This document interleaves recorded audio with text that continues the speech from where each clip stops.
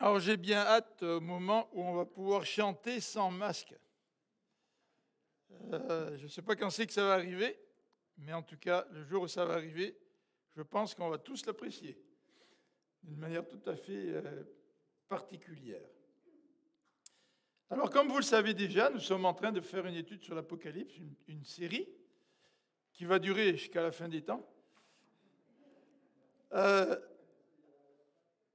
Donc, on a commencé en regardant l'introduction de l'Apocalypse dans les premiers versets, 1 à 8 du chapitre 1er. Ensuite, nous avons regardé cette présentation du ressuscité, Jésus. En fait, l'Apocalypse, elle est centrée sur la personne de Jésus. Et bien souvent, les gens s'intéressent à l'Apocalypse à cause de la guerre en Ukraine ou en Russie, ou à cause de la guerre du Golfe, ou parce qu'il y a des pandémies. C'est certain que l'Apocalypse peut attirer toutes sortes de lecteurs pour différentes raisons. Mais quand on lit l'Apocalypse, on s'aperçoit que la centralité de l'Apocalypse, c'est la personne de Jésus-Christ. Et si nous centrons notre lecture sur un autre thème, nous passons à côté de ce qui est extrêmement essentiel dans la compréhension de l'Apocalypse. Donc, nous avons commencé à regarder les 7 lettres de l'Apocalypse. Nous avons vu l'église d'Éphèse qui avait un problème avec l'amour pour le Seigneur. Le Seigneur lui fait des compliments, mais il lui reproche d'avoir abandonné son premier amour. Donc ça, c'était la première église, l'église d'Éphèse au chapitre 2, versets 1 à 7. Ensuite, nous avons regardé l'église de Smyrne. Et nous avons aussi posé le diagnostic sur l'église de Smyrne et aussi celle de Pergame. Dimanche dernier, Eduardo et moi, nous avons regardé ensemble l'église de Pergame. Et aujourd'hui, nous sommes rendus à la 4e église, celle du milieu, il y en a 7. Et je vous invite à regarder avec moi, donc, Apocalypse, chapitre 2, versets 8 à 11. Pas 8 à 11, excusez-moi. Là, j'ai des petits problèmes. Ce n'est pas 8 à 11, c'est 18 à 29. Remarquez que le message du Seigneur pour l'église de Thyatire, c'est le plus long message des 7 lettres que nous retrouvons dans ce 2e et 3e chapitre de l'Apocalypse. Alors, chapitre 2, verset 18. À l'ange de l'église qui est à Thyatire, écrit : Voici ce que dit le Fils de Dieu, dont les yeux sont comme une flamme ardente et les pieds comme du bronze. Je connais tes œuvres, ton amour, ta fidélité, ton service et ta persévérance. Je sais que tes dernières œuvres sont plus nombreuses que les premières. Pourtant, j'ai un reproche à te faire. Tu laisses cette femme, cette Jézabel, qui se dit prophétesse, égarer mes serviteurs en leur enseignant à participer au culte des idoles, en se livrant à la débauche et en mangeant les viandes des sacrifices. Je lui ai laissé du temps pour qu'elle change, mais elle ne veut pas renoncer à son immoralité. Voici, je la jette, elle et ses compagnons de débauche, sur un lit de grande détresse, à moins qu'ils changent en renonçant à agir selon son enseignement. Je livrerai ses disciples à la mort. Ainsi, toutes les églises reconnaîtront que je suis celui qui sonde les pensées et les désirs secrets. Je rétribuerai chacun de vous selon ses actes. Quant à vous, les autres membres de l'église qui est à Thyatire, vous qui ne suivez pas cet enseignement et qui n'avez pas voulu connaître ce qu'ils appellent les profondeurs de Satan, je vous le déclare, je ne vous impose pas d'autre fardeau. Mais tenez fermement ce que vous avez jusqu'à ce que je vienne. Au vainqueur, à celui qui continue à agir jusqu'à la fin, selon mon enseignement, je donnerai autorité sur tous les peuples. Il les dirigera avec un sceptre de fer, comme on brise les poteries d'argile, ainsi que j'en ai reçu, moi aussi, le pouvoir de mon Père. Et je lui donnerai l'étoile du matin, que celui qui a des oreilles écoute ce que l'Esprit dit aux églises. En lisant ce passage, en particulier la référence à l'étoile du matin à la fin du texte, ça me fait penser aux gens qui portent des petits colliers. Souvent, il y a des gens qui ont un petit collier avec une croix. Je ne sais pas trop ce que ça veut dire la croix pour eux. La croix du Christ. Christ qui s'est donné lui-même pour nous. Christ par qui nous pouvons être sauvés. Christ qui demande notre allégeance. Je ne sais pas si ils comprennent vraiment le sens de la croix. Mais je me suis dit, tiens, peut-être qu'au lieu de mettre une croix, on pourrait peut-être acheter un collier avec une étoile. Le texte ici nous dit que Jésus va donner à celui qui est vainqueur l'étoile du matin.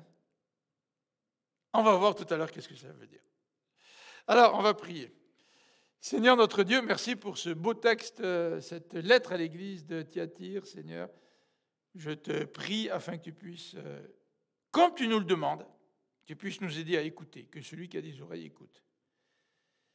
Mais écouter dans le sens d'obéir, puisque c'est cela ce que tu nous demandes. Donc Seigneur, donne-nous un cœur de disciple, sensible à ta voix, prêt à t'obéir. Nous te le demandons au nom de Jésus-Christ notre Dieu. Amen.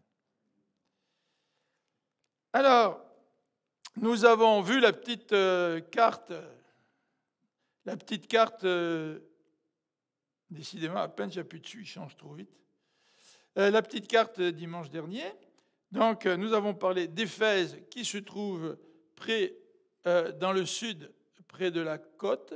Ensuite, nous avons parlé de Smyrne. Nous sommes montés à Pergame. Et là, nous redescendons, mais à l'intérieur des terres, un peu plus vers l'est, pour parler de l'église de Thyatire. Alors, vous voyez que les trois autres ici, Sardes, Philadelphie et Laodicée, donc ce sont les trois autres qu'il nous reste à regarder. Donc, aujourd'hui, nous sommes dans la ville de Thyatire. Et le Seigneur veut parler à cette église. Alors, qu'est-ce que le Seigneur va dire à cette église? Tout d'abord, regardons quelques petits détails concernant Thyatire, la ville de Thyatire. Alors, la ville de Thyatire, elle a été bâtie par un général d'Alexandre le Grand. Vous savez qu'Alexandre le Grand il est parti de la Grèce, puis il a conquis son royaume très très rapidement. Il est allé presque jusqu'aux Indes. Et il est mort très jeune, à 33 ans, je pense. Il a attrapé une fièvre. Et son royaume a été divisé en 4. Et 4 de ses généraux ont chacun eu leur part. Et un de ces généraux a eu l'Asie mineure, ainsi que la Syrie, je pense. Et c'est un de ces généraux, Séleucus Ier Nicanor. Vous avez un garçon qui va naître bientôt. Vous pourrez donner ce prénom, ça sortira de l'ordinaire. Séleucus Ier Nicanor. Et ce royaume, plus tard, a été rattaché au royaume de Pergame. Pergame, dans son histoire, est devenue la capitale d'un royaume et Thyatire a été rattaché à Pergame. Et à ce moment-là, on a établi à Thyatire une garnison de soldats qui avait un rôle défensif pour protéger Pergame notamment et son royaume. En 190 avant Jésus-Christ, Thyatire est passé sous l'autorité romaine. Voilà un petit peu, en 2-3 phrases, un petit contexte historique pour la ville de Thyatire. Thyatire, d'un point de vue économique, pendant longtemps, a été une ville sans importance. C'est assez remarquable parce que Jean écrit sa plus longue lettre à une église, à une ville qui a été longtemps sans importance. Et par contre, elle s'est enrichie à la fin du 1er siècle parce qu'elle servait de voie de communication entre deux régions. On va revenir en arrière. Ah ben non, pas trop. Voilà, entre deux régions, une qui était ici et l'autre qui était ici à peu près. Donc elle servait de lien de passage, de communication. Donc elle s'est enrichie. Et à la fin du 1er siècle, sa richesse avait cru pas mal. Et elle est devenue un centre de communication et d'échange, un centre artisanal, puis un centre manufacturier. D'un point de vue social et religieux, beaucoup de métiers étaient développés à Thyatire, beaucoup de métiers. Donc il y avait des corporations de boulangers, de cordonniers, de tanneurs, des tisserands, des couturiers, des teinturiers, des potiers, des artisans qui travaillaient le bronze. Et à Thyatire, on faisait aussi le commerce d'esclaves. Parce qu'il existait beaucoup de corporations, des sacrifices étaient offerts à la divinité sous le patronage duquel se plaçaient les corporations. Alors, chaque corporation avait en quelque sorte son petit dieu, dont un dieu assez célèbre, Apollon Thyrymné. Et les habitants de Thyatire avaient l'habitude donc d'organiser des banquets dans les temples, des banquets qui débouchaient sur de la débauche. À Thyatire, il n'y avait pas de sanctuaire consacré à l'empereur, donc pas de persécution en rapport avec le culte de l'empereur. Et en fait, Jean, plutôt le Seigneur à travers Jean, n'adresse pas le sujet de la persécution à l'église de Thyatire. Il va présenter un autre thème extrêmement important que nous allons regarder dans quelques instants. Alors, l'épître au verset 18 débute par les paroles suivantes. À l'ange de l'église qui est à Thyatire écrit, voici ce que dit le Fils de Dieu, dont les yeux sont comme une flamme ardente et les pieds comme du bronze. Jésus se présente sous 3 aspects à cette église de Thyatire. Premièrement, il se présente comme étant le Fils de Dieu. C'est la première fois et la seule fois dans l'Apocalypse que Jésus se présente comme le Fils de Dieu. Alors, il se présente par exemple comme l'agneau, c'est comme celui qui règne, mais pas comme le Fils de Dieu. Nous pourrions nous poser la question, pourquoi il en est ainsi dans cette introduction? Peut-être pour mettre beaucoup plus d'accent sur le reproche qu'il va prononcer contre l'église de Thyatire. Peut-être. Il se présente aussi comme ayant des yeux comme une flamme ardente, des yeux qui voient tout, des yeux qui permettent au Seigneur non seulement de voir, mais d'exercer aussi un jugement. Quand tu vois et que tu connais, tu peux exercer un jugement qui va être juste. Et en fait, nous allons voir dans ces quelques versets que l'Éternel, que le Seigneur, encore dans ce passage, rappelle qu'il connaît tout et qu'il est capable de poser un diagnostic concernant la situation de cette église de Thyatire. La troisième façon dont le Seigneur se présente dans ce verset 18, qui sert d'introduction à la lettre, il se présente comme ayant des pieds comme du bronze. Alors, à Thyatire, on traitait le bronze et le laiton. On faisait des alliages qui étaient de grande qualité. Alors pourquoi Jésus se présente avec des pieds de bronze? Dans le contexte du livre de Daniel, chapitre 10 notamment, celui qui a les pieds de bronze, c'est celui qui est solide, c'est celui qui peut écraser ses ennemis, celui qui va vaincre ses ennemis. Alors, le Fils de Dieu, ici, se présente comme celui qui connaît tout, qui va pouvoir poser un diagnostic, et c'est celui qui va vaincre, il va vaincre l'ennemi. Et c'est ce dont il est question dans les quelques versets qui suivent, puisque Dieu va intervenir, le Seigneur va intervenir personnellement pour régler un problème dans l'église de Thyatire. Alors, qu'est-ce que nous allons voir ce matin? Je vous propose de regarder premièrement les compliments, puisque le Seigneur donne à cette église de Thyatire plusieurs compliments, et de regarder aussi le reproche qu'il adresse à l'église. Ça va être notre première grande division pour ce matin. Ensuite, nous allons voir que le Seigneur va intervenir directement. C'est lui qui va intervenir.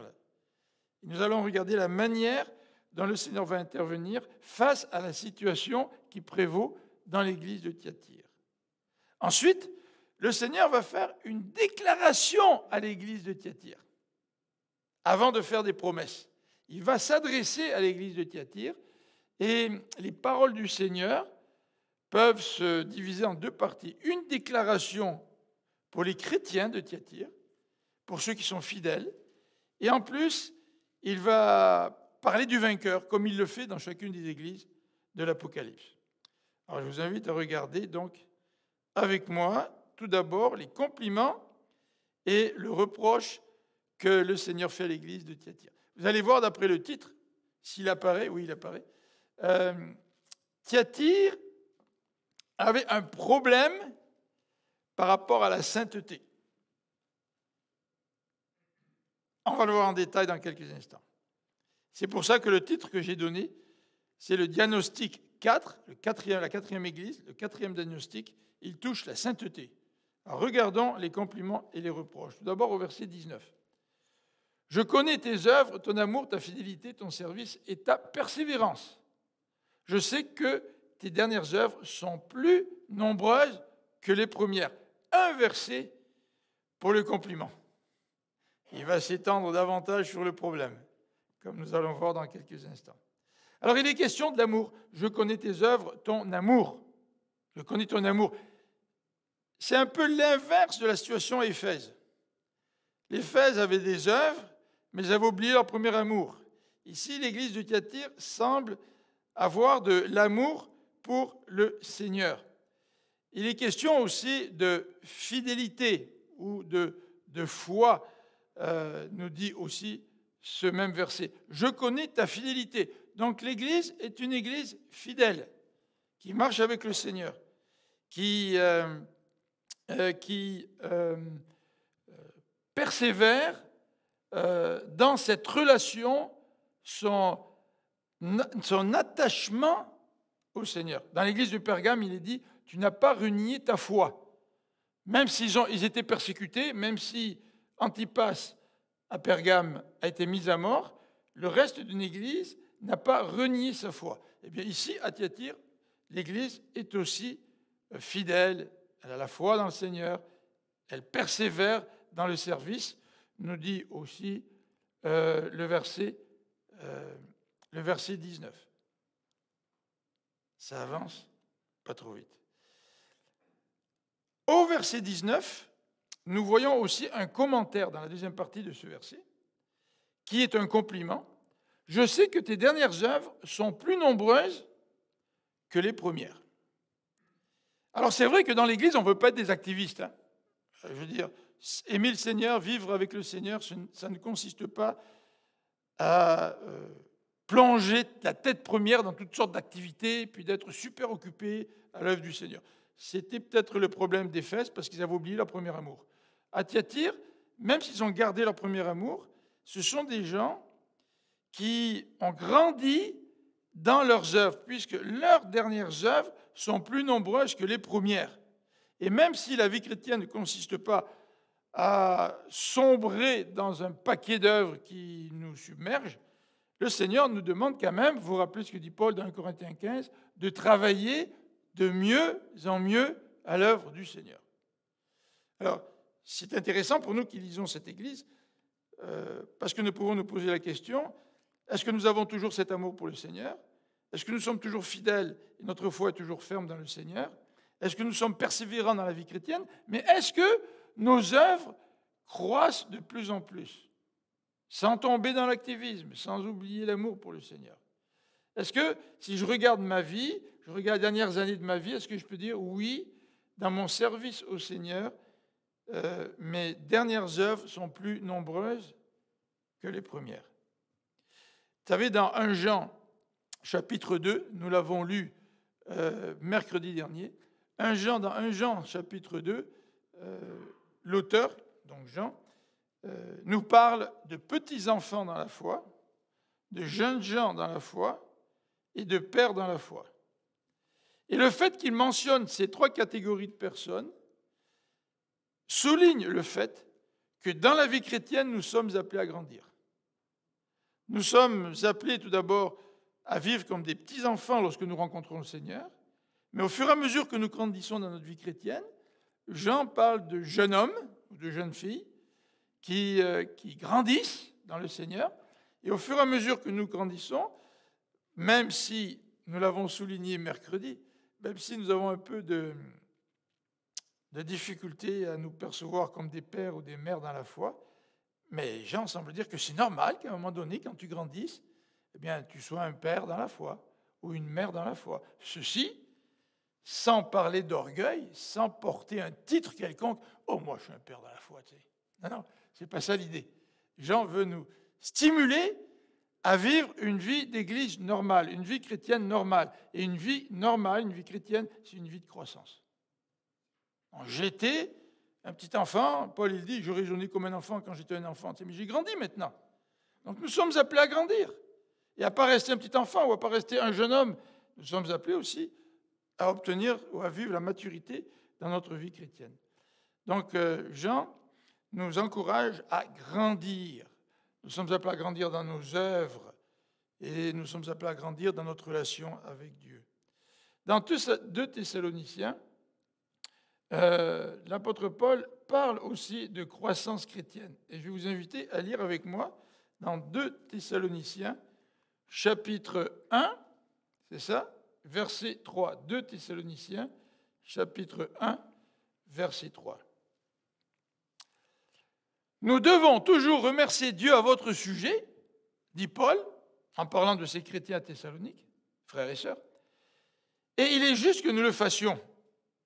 Pourquoi ? Pourquoi il remercie Dieu, l'apôtre Paul ? En effet, votre foi fait de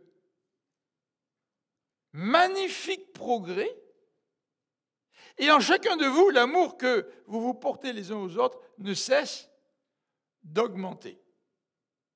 Voyez-vous, la vie chrétienne pour les Thessaloniciens ne consistait pas à proclamer un beau langage, un beau discours. Mais la vie chrétienne pour les Thessaloniciens consiste à grandir dans le Seigneur, à grandir en faisant de magnifiques progrès. Et Paul, qui entend parler de cette église, reçoit des rapports de cette église, et on lui dit, si tu savais, Paul, c'est magnifique de voir le progrès de cette église, dans leur foi, dans leur amour. Une fois, quand j'étais à Rosemère, j'étais quoi, Best Buy, je pense. Je ne fais pas de publicité, là. Et je faisais des photocopies pour le bulletin de l'église. Et je rencontrais un frère que je connaissais très bien, le Seigneur, ça fait longtemps qu'on ne s'était pas vu, puis il me dit, qu'est-ce que tu fais là ? Je fais des photocopies pour l'église. Vous êtes rendu à combien l'église ? On dirait que le premier critère qu'on utilise pour évaluer une église, c'est le nombre et c'est l'argent. Vous avez combien dans les offrandes à chaque dimanche ? Vous êtes combien dans l'église ? Et ici, l'apôtre Paul ne fait pas allusion à ces critères-là, il fait allusion à une croissance dans la foi et dans l'amour. Et ce genre de croissance n'est pas nécessairement celle que nous pouvons voir en tout premier lieu. Nous sommes marqués par certains critères et nous avons des oreilles, comment on dit ça, non, des œillères qui nous empêchent de voir les progrès dans d'autres domaines. Et dans l'église de Thyatire, l'église était une église qui était en progrès, elle progressait dans ses œuvres. Et pour nous, c'est un encouragement aussi à progresser dans nos œuvres. Et que les gens qui entendent parler de l'église de Jésus puissent dire « Ah, fantastique, l'église de Jésus, maintenant ils ont un Brésilien comme pasteur. » Tu sais, c'est ça qu'on veut.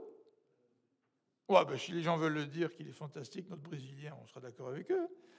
Mais n'est-ce pas beaucoup plus agréable quand quelqu'un pourrait dire de l'église de Jésus, nous grandissons dans la foi, dans l'amour, et nous faisons plus d'œuvres qu'avant. Pas pour tomber dans l'activisme, hein, vous me comprenez. Le reproche. Quel est le reproche que le Seigneur, au travers de Jean, va adresser à cette église ? Verset 20. Verset 20. Pourtant, malgré les bonnes nouvelles, j'ai un reproche à te faire. Tu laisses cette femme, cette Jézabel, qui se dit prophétesse, égarer mes serviteurs en leur enseignant à participer au culte des idoles, en se livrant à la débauche et en mangeant les viandes des sacrifices.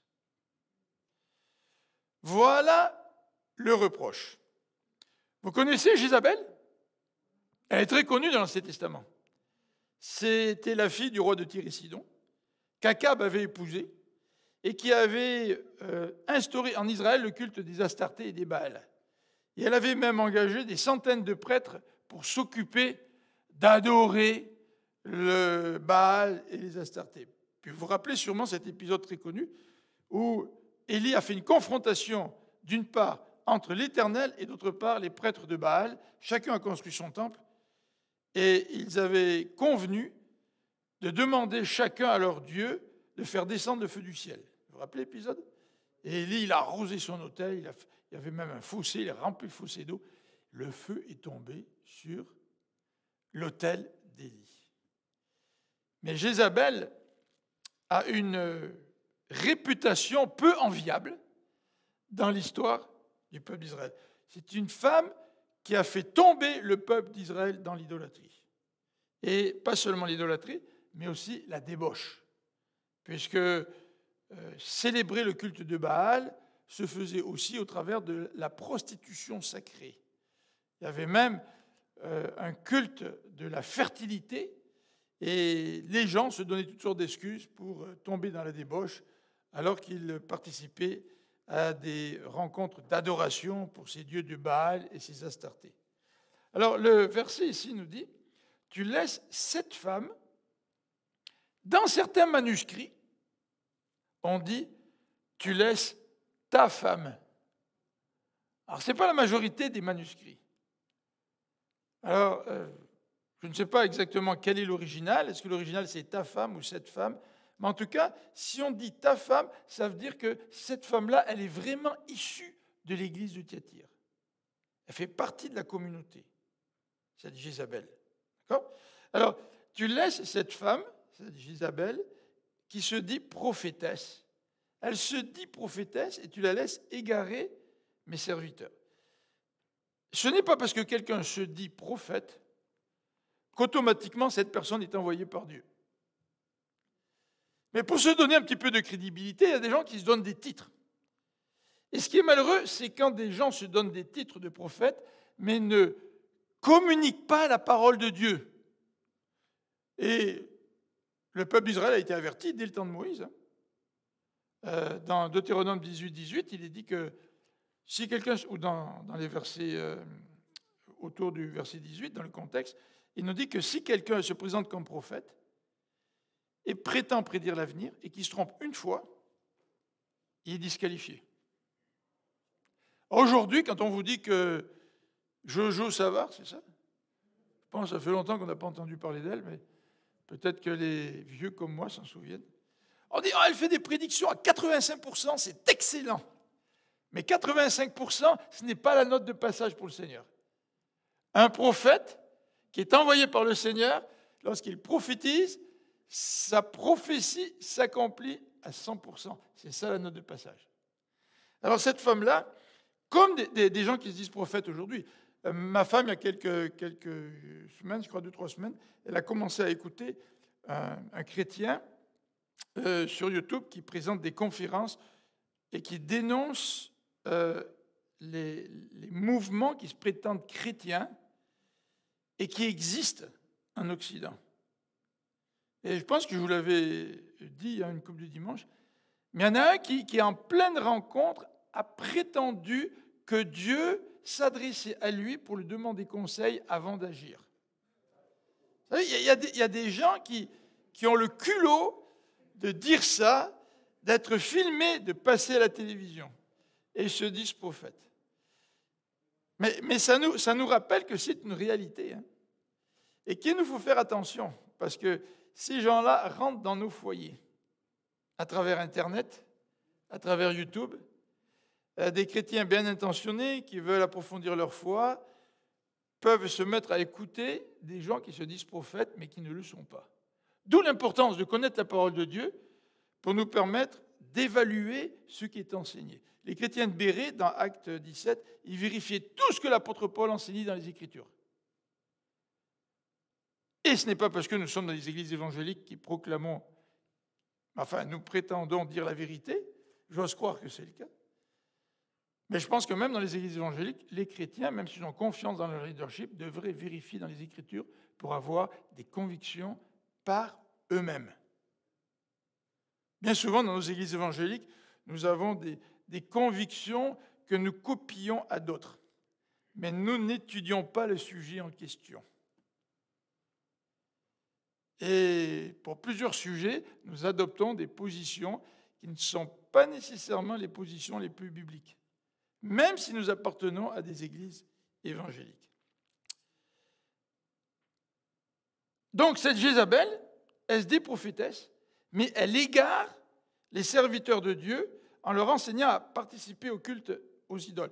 Donc elle activement, elle enseignait, elle avait une théologie pour encourager les chrétiens à pratiquer le culte des idoles.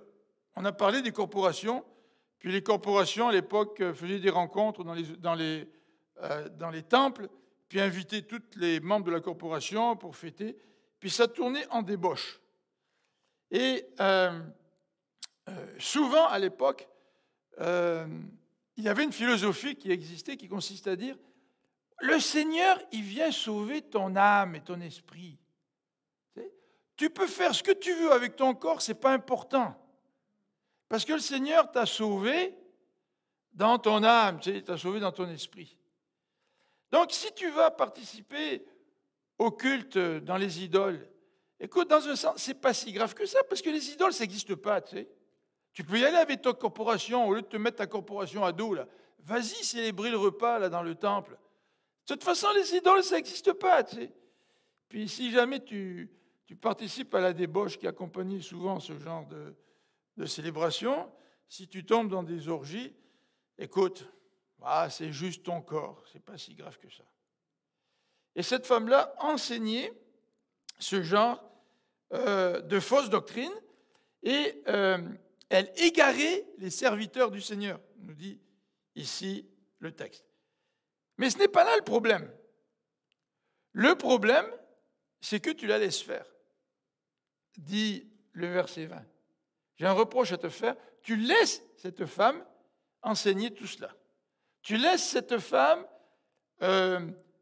tourmenter, en quelque sorte, les membres de l'Église. Et quand cette situation arrive dans l'Église, bien souvent, des gens sont troublés. Vous savez comment ça se passe dans les églises? Souvent, parce que nous sommes en relation les uns avec les autres, nous nous aimons les uns les autres, nous aimons les relations. Et quand il y a un problème dans l'Église, il y a une partie des gens de l'Église qui ont une certaine facilité à identifier le problème et à identifier des solutions pour régler le problème. Mais il y a une bonne partie des gens dans l'Église qui hésitent parce qu'ils ont de bonnes relations avec eux, puis on les aime bien, puis on n'aime pas les conflits. Est-ce qu'on devrait vraiment poser ces gestes nécessaires? Vous dites que c'est nécessaire pour régler le problème. Tu sais. Mais l'amour que nous avons les uns pour les autres ne nous exempte pas d'intervenir pour empêcher ce genre de situation-là. Et d'intervenir, bien sûr, dans l'amour, mais d'intervenir avec fermeté. Jésus le dit. Il dit, ce que j'ai contre toi, c'est que tu laisses cette femme enseigner ce qu'elle enseigne. Et ça égare bien des gens dans l'Église. Tu la laisses faire. Deuxième élément que je voudrais regarder avec vous, deuxième bloc, si vous voulez, c'est l'intervention du Seigneur au verset 22 et 23.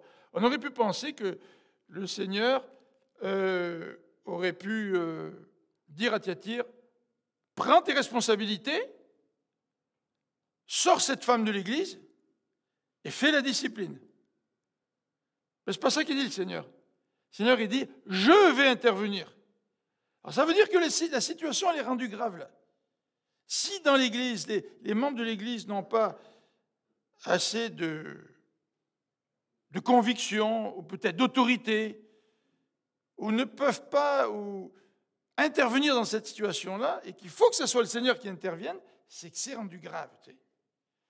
Alors, en quelque sorte, ce qu'on pourrait dire, c'est que la pensée du monde est rentrée dans l'Église. Hein, c'est un petit peu le langage qu'on aurait aujourd'hui. Aujourd'hui, on ne dirait pas l'esprit de Jézabel est rentré dans l'Église. De toute façon, on ne va pas dans des temples et adorer puis tomber dans la débauche comme il le faisait. Mais ce que nous vivons aujourd'hui, ce que nous pouvons vivre malheureusement, c'est que la pensée du monde rentre dans l'Église. Et quand la pensée du monde est trop rentrée dans l'Église, il faut que ce soit le Seigneur qui intervienne pour qu'il nettoie tout ça, pour que l'Église retrouve la sainteté qui devrait être la sienne, parce que Dieu est un Dieu saint. Alors regardez l'intervention du Seigneur au verset 21. L'intervention du Seigneur, quand elle vient après un temps de grâce, après un temps d'appel à la repentance. Le verset 21, c'est le Seigneur qui parle. Je lui ai laissé du temps pour qu'elle change, mais elle ne veut pas renoncer à son immoralité. Ça, c'est vraiment intéressant, parce que parfois, nous, en tant que chrétiens, quand quelque chose nous choque, là, on est assez choqués qu'on voudrait peut-être intervenir, et dans certaines églises, on intervient peut-être trop radicalement, tu sais, sans laisser le temps aux gens de changer. Aussi grave que le péché puisse être, nous devons, comme le Seigneur, laisser du temps pour que les gens changent. Maintenant, combien de temps on laisse? Ben ça, c'est dans la communion avec le Saint-Esprit, la prière, que le Seigneur nous dirige. Mais toujours est-il, nous avons besoin de laisser du temps parce que le Seigneur donne un temps de grâce. Le verset 21 nous dit que malgré ce temps de grâce, elle ne veut pas renoncer à son immoralité. Elle ne veut pas. Vous savez, le pécheur, c'est celui qui s'oppose à Dieu par un acte de volonté. Je ne veux pas me soumettre à Dieu. Et dans ce cas-là, cette femme ne voulait pas se repentir, malgré le temps que le Seigneur lui a laissé. Alors, on ne connaît pas les détails, mais toujours est-il, le temps de grâce est important, tellement important que lorsqu'il nous dit au verset 22, lorsque le Seigneur nous décrit la manière dont il va intervenir, il dit, je la jette, elle et ses compagnons de débauche, sur un lit de grande détresse. Donc il va amener une grande détresse sur Jézabel et ses disciples. Mais il dit, à moins qu'il change en renonçant à agir selon son enseignement. Donc il y a encore cette possibilité de repentance et de changement, même lorsque le Seigneur prononce son jugement.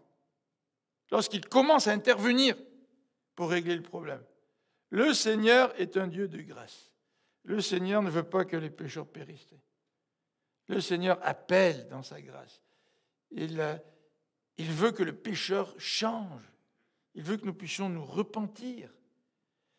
Et si le monde est entré dans ma vie, le Seigneur m'appelle pour que je puisse me repentir. Si le monde est entré dans l'Église, le Seigneur nous appelle pour que nous puissions nous repentir.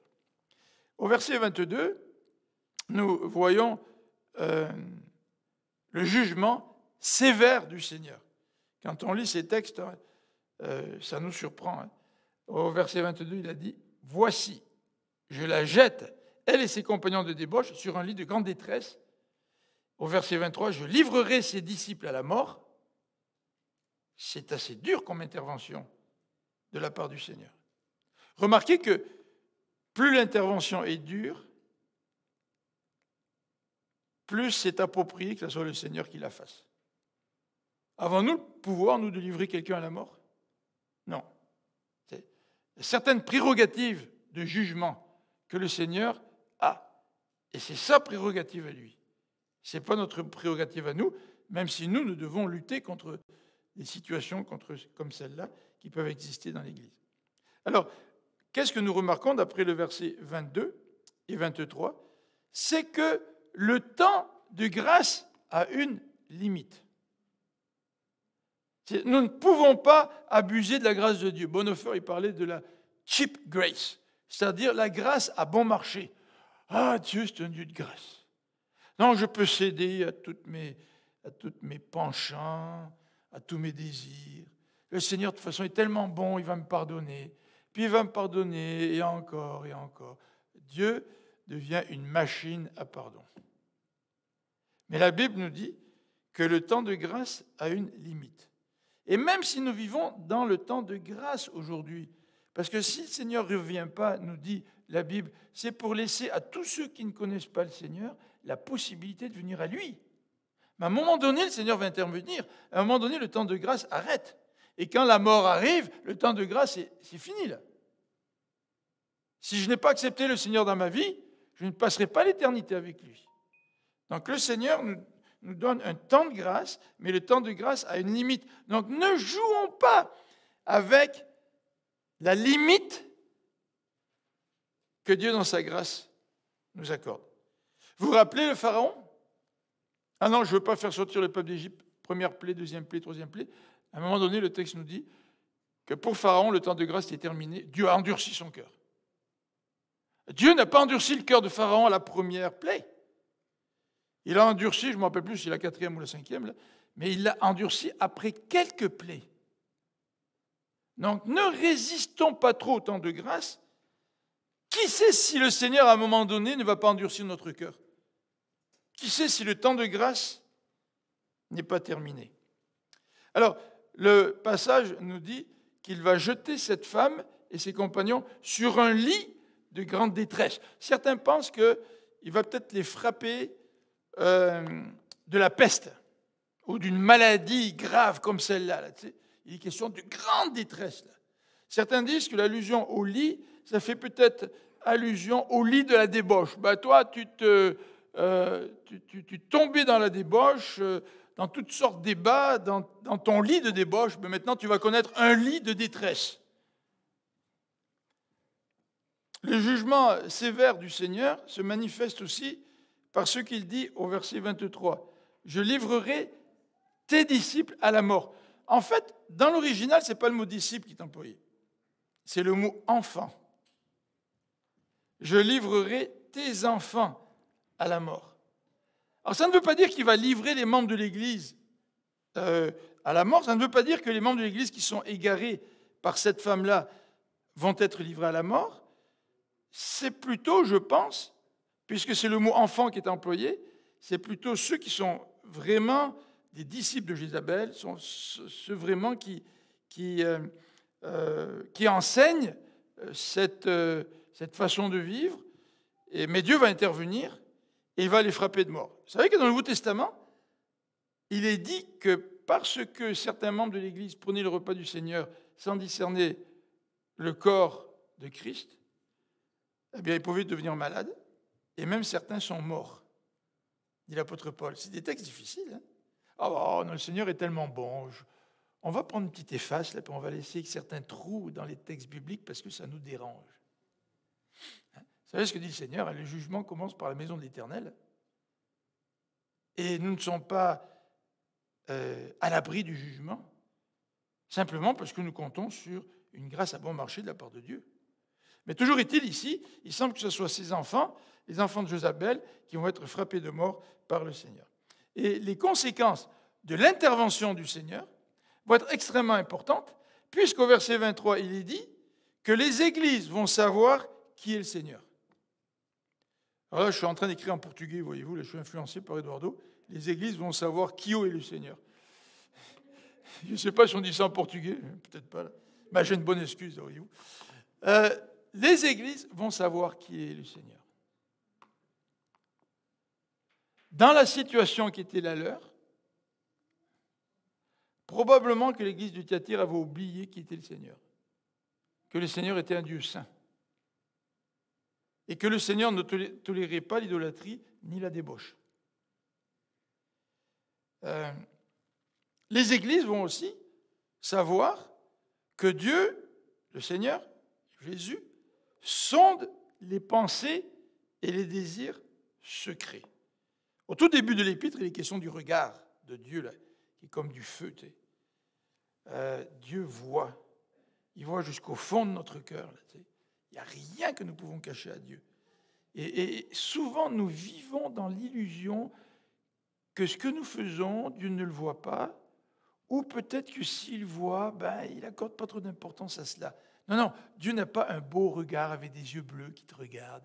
Tu sais, c'est bien romantique, là. Non, mais son regard, il est brûlant. Il est perçant. Il juge. Il juge nos pensées les plus secrètes. Il juge nos désirs les plus secrets. Il juge nos motivations les plus cachées, le Seigneur.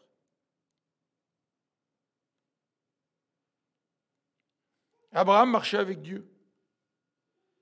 Marcher avec Dieu, ça veut dire que je marche avec un Dieu dont le regard est perçant, est brûlant. Il me voit. Il sait tout. Et parce que je marche avec Dieu, je développe dans mon cœur la crainte de l'Éternel et le désir de lui faire plaisir. Regardez aussi ce que les églises vont apprendre, c'est qu'il va rétribuer chacun selon ses actes. Il dit, je rétribuerai chacun de vous selon ses actes. Dieu, c'est celui qui juge. Et c'est celui qui va faire régner la justice. Dans ce monde, on est écœuré par l'injustice. Et parce que nous sommes tellement écœurés par l'injustice que bien souvent, nous jetons le bébé avec l'eau. Tu sais. Alors nous sommes écœurés quand on voit la corruption qui règne, par exemple, chez nous. Et puis, quand on est écœuré par cela, eh bien, on rejette tout.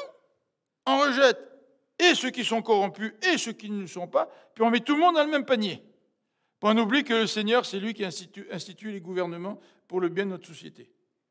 Et souvent, en tant que chrétiens, nous mettons tout dans le même panier sans faire de distinction. Mais nous avons au fond de nous ce sentiment profond de justice et d'injustice. Pourquoi nous avons cela? Si, après la mort, tout est fini, il n'y a plus rien qui existe, pourquoi est-ce que j'ai cette notion, cette conscience de la justice? Et parfois, on peut l'avoir très développé, ce sentiment de justice ou d'injustice. Parfois, on veut même défendre tout le monde. Quand on est touché par des situations injustes. Mais pourquoi nous avons cette soif de justice dans notre cœur? C'est parce qu'on a été créé par Dieu. Et parce que nous sommes créés à l'image de Dieu. Mais si j'ai ce sentiment, cette conscience de justice dans mon cœur, mais qu'il n'y a pas de Dieu, eh bien, il n'y aura aucune possibilité que cette justice règne un jour ou l'autre. Tu sais. Ce n'est pas les hommes qui vont faire régner la justice. Jésus a dit, là, vous allez attendre mon retour, mais avant mon retour, il va y en avoir des guerres. Il va y en avoir des bruits de guerre. Il va y en avoir des famines. Ce que Jésus est en train de dire, c'est que le monde ne va pas s'améliorer. Il n'y a que Dieu qui est le garant de toute justice. Donc, Dieu va intervenir, il le dit, et après avoir mentionné son intervention, il va parler maintenant à l'Église, aux autres. Regardez au verset 24. Quant à vous, les autres membres de l'Église. Là, je parlais de Jézabel, de sa clique, de ses enfants, de son groupe, qui mettent la pagaille dans l'Église. Maintenant, je vais vous parler à vous qui êtes chrétiens. Là. Vous avez peut-être des difficultés, peut-être vous êtes un peu influencés par Jézabel, mais là, j'ai un mot à vous dire à vous. Là. Et le Seigneur va faire une déclaration au verset 24. Quant à vous, les autres membres de l'Église qui étaient à Thyatire, vous qui ne suivez pas cet enseignement et qui n'avez pas voulu connaître ce qu'ils appellent les profondeurs de Satan, probablement que Jézabel avait développé une sorte de religion ésotérique où on grandissait dans des connaissances cachées. Ça commençait à se développer au temps du premier siècle. Et il dit, quant à vous, qui ne suivez pas cet enseignement, eh bien, j'ai quelque chose à vous dire. Vous qui êtes fidèles. Regardez ce qu'il dit au verset 24. Donc, ceux qui ne suivent pas Dieu, ce sont des gens fidèles. Ensuite, il va parler au verset 26. Il va parler au verset 26 aux vainqueurs. Donc, vous voyez, il va s'adresser à deux types de personnes qui sont peut-être les mêmes, mais il va les appeler, il va les traiter de ceux qui sont fidèles, premièrement. Et à partir du verset 26, il va parler aux vainqueurs. Alors, on va regarder qu'est-ce qu'il dit à ces gens qui sont fidèles, qui ne suivent pas cet enseignement, et qu'est-ce qu'il dit aux vainqueurs.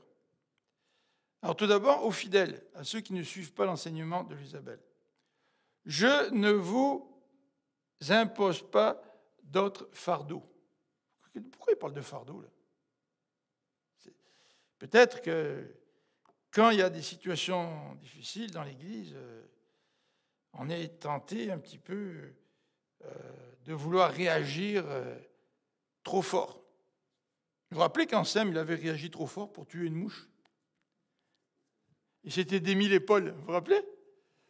Et quand il m'a dit, j'ai je me suis démis l'épaule en essayant de tuer une mouche. Je crois qu'il nous l'avait dit aussi. Là. Il avait pris un linge, je ne sais pas trop quoi, mais vous savez, quand vous frappez trop fort, là, ça ne donne rien. Là, tu sais. Vous n'avez pas besoin de vous démettre l'épaule pour tuer une mouche. Et parfois, quand il y a des situations délicates dans une église, il y a un certain pourcentage de chrétiens qui réagissent, mais trop fort. Et en réagissant trop fort, ils imposent des fardeaux sur le dos des autres. Et ça a été un petit peu le défi auquel l'Église était confrontée dans Acte 15.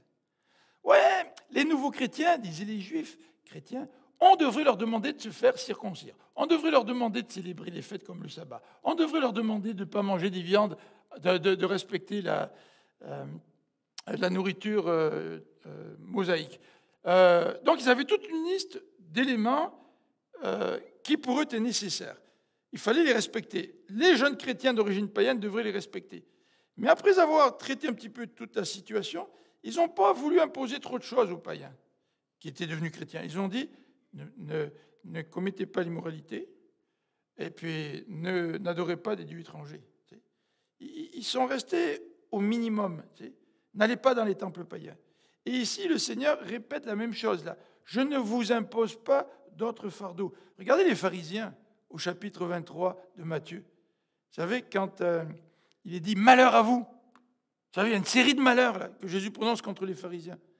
Mais il dit à un moment donné, au verset 4, « malheur à vous parce que vous imposez des fardeaux sur le dos des gens qui vous suivent. » Et les pharisiens étaient excellents pour imposer des fardeaux. Pour que les gens obéissent à la loi, les pharisiens avaient créé ce qu'on appelle une protection de la loi. La protection de la loi, c'était l'ajout de plusieurs centaines de lois supplémentaires.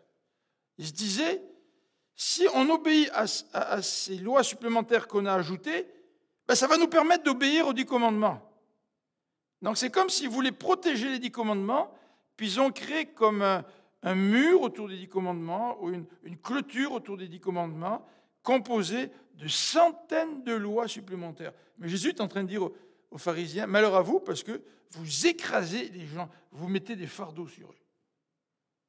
Et là, Jésus est en train de dire, c'est pas ça que je veux faire. C'est pas ça que je veux faire.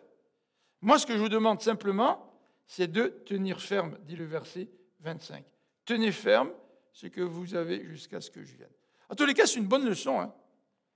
Si on a à exercer la discipline dans l'Église, faisons-le avec équilibre, sans être trop dur envers ceux qui désobéissent au Seigneur.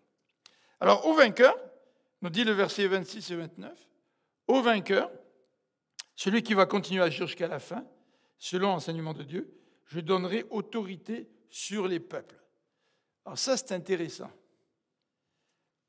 Cette question d'autorité. En fait, il cite le psaume 2, il les dirigera avec un sceptre de fer, comme on brise les poteries d'argile, ainsi que j'en ai reçu moi aussi le pouvoir de mon Père. Jésus a reçu l'autorité. C'est le psaume messianique qui le dit au chapitre 2. Mais non seulement Jésus a reçu l'autorité, mais Jésus va donner à celui qui sera vainqueur l'autorité, son autorité, pour qu'il puisse l'exercer aussi. Ce sont les chrétiens qui vont juger les anges, dit la Bible. Vous vous rendez compte? Le Seigneur va même jusqu'à partager son autorité avec nous, avec le vainqueur, dit Jean dans ce passage. Alors non seulement il est question d'autorité que Jésus partage, lorsque nous serons avec lui, bien sûr, mais il nous dit, je lui donnerai l'étoile du matin. Au vainqueur, je lui donnerai l'étoile du matin. Il y en a qui disent l'étoile du matin, c'est Jésus. Je ne pense pas que nécessairement, dans ce contexte, l'étoile du matin désigne Jésus en tant que tel. Mais l'étoile du matin, vous savez, cette étoile, la dernière étoile de la nuit a brillé.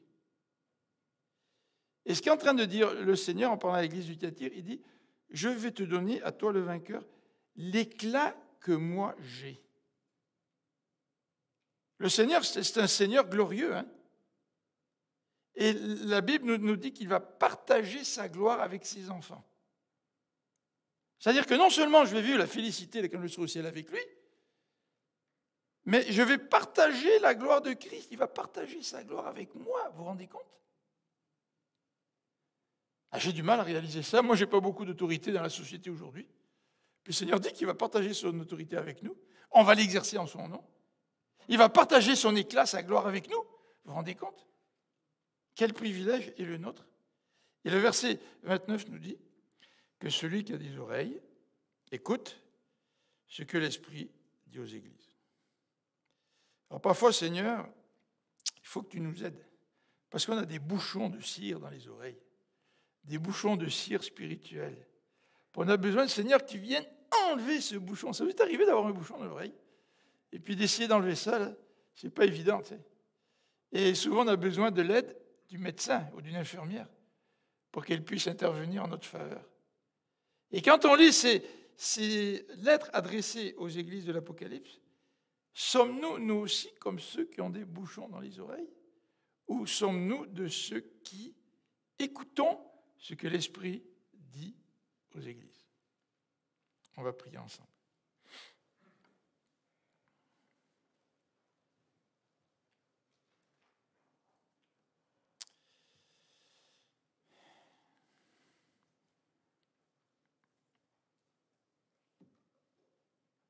Seigneur, nous le savons si nous avons des petits-enfants ou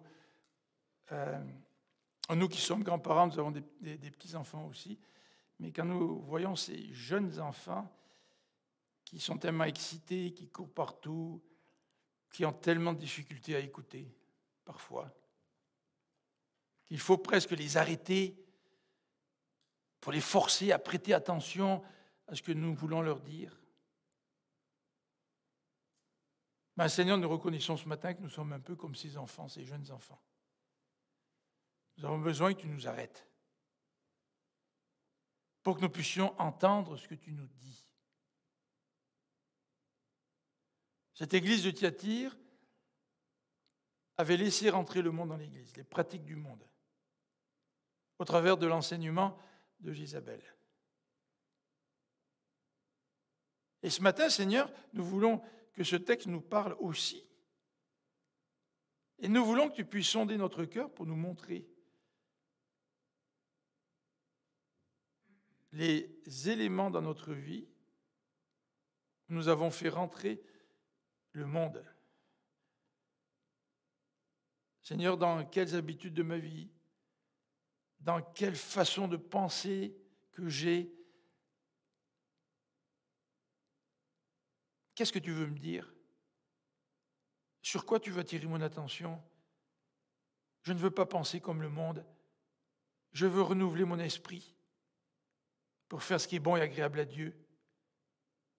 Et Seigneur, tu sais que je suis tellement influencé par ce que les gens pensent, par les médias, par la télévision, par l'esprit de ce monde. Et Seigneur, si j'ai un bouchon dans l'oreille, enlève-le-moi, je te prie, afin que je puisse continuer à être fidèle jusqu'à la fin, afin que je puisse être vainqueur et partager ta gloire, partager avec toi ton autorité, Seigneur. Touche notre cœur, nous t'en prions. Amen. Alors, je vous souhaite un bon dimanche. Il est question d'une 6e vague. Alors, on n'a pas parlé de vague aujourd'hui, mais soyez patients, soyons patients et soyons aussi prudents. Que le Seigneur vous garde et vous accompagne durant cette semaine. Bon dimanche.